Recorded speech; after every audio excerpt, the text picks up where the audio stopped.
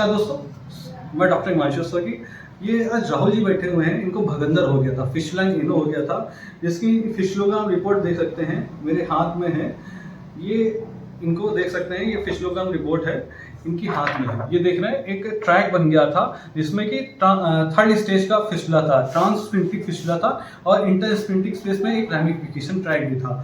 तो इनको जब भगंदर हुआ था, इनको बैठने में बहुत दर्द होता था और ये चलने में भी दिक्कत होता था। जब ये एब्सेस जब ड्रेन नहीं हुआ था और जब फोड़ा फूटा नहीं था तो इनको बहुत दर्द होता था, बैठ नहीं पाते थे, चलने में सोचते थे क्या हो गया।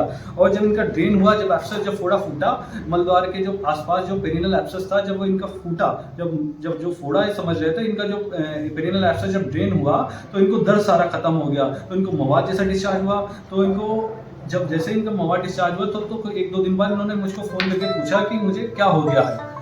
तो आज राहुल जी से पूछेंगे कि आपको जब भगंदर हुआ था और इनका मैंने ऑपरेशन किया हुआ है छाछ-सूत विधि से, आज लगभग 2.5 महीने हो गए हैं, ये पूर्ण रूप से एकदम स्वस्थ हो गए हैं, कोई समस्या नहीं। इनको 2 महीने पहले छाछ-सूत निकल गया था और फिर इनको रूटीन के लिए मैंने बुला रखा था देख रखने के लिए कि इनको कोई समस्या तो नहीं है। आज ये 2.5 महीने एकदम पूर्ण रूप से एकदम स्वस्थ हैं, कोई समस्या नहीं है। तो आज राहुल जी से पूछेंगे कि छाछ-सूत विधि से ऑपरेशन कराने में इनको कैसा महसूस हुआ।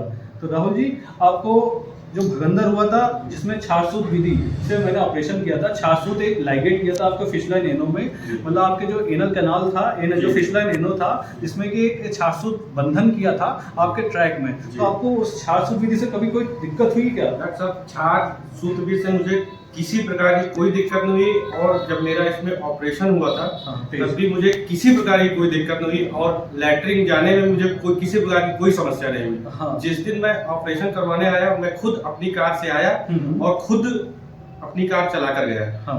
मैं किसी अन्य व्यक्ति को अपने साथ भी नहीं लेकर आया। तो इस प्रकार से मुझे किसी प्रकार की कोई दिक्कत नहीं हुई। बहुत बाजार में, मार्केट में ऐसी दुविधा फैलाई दी जाती है कि छाछ-सूत चेंज करने में बहुत पेन होता है। राहुल जी, क्या आपको एक बार भी छाछ-सूत बदलने में कभी दर्द हुआ है क्या? जी सर, मुझे छाछ-सूत बदलवाने में तो किंचित मात्र भी दर्द नहीं हुआ।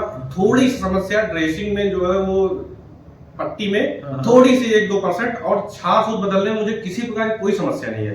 तो राहुल जी को छाछ-सूत से कोई तकलीफ नहीं हुई, ऑपरेशन कराते समय कोई तकलीफ हुई थी? जी, मुझे किसी प्रकार की कोई समस्या नहीं। ऑपरेशन के 2 घंटे बाद ये राहुल जी बैठे हुए हैं और ये 2 घंटे बाद चल के गए थे, तो इनको आज तक कोई समस्या नहीं हुई है। और ये ट्रांसस्फिंक्टिक फिशला था, थर्ड स्टेज का फिशला हो गया था और आज पूर्ण रूप से स्वस्थ हैं। आज ये मेरे पास आए हैं तो मैंने इनका फाइनल बता दिया, पूर्ण रूप से स्वस्थ हैं, कोई समस्या नहीं है। तो अगर आपको किसी प्रकार की आपको फिश लाइन एनो की समस्या है तो बेझिझक फोन करके पूछ सकते हैं।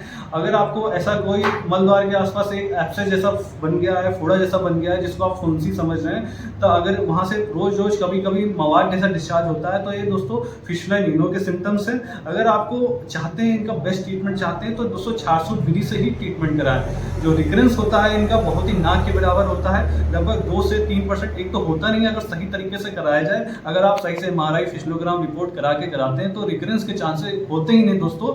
और अगर आपको ऐसी समस्या है तो बेझिझक होकर फोन, मेरा नंबर है, कॉल करके पूछ सकते हैं। जानकारी अच्छी लगे चैनल को लाइक सब्सक्राइब जरूर करिएगा ताकि नई वीडियो आपको मिल सके। धन्यवाद।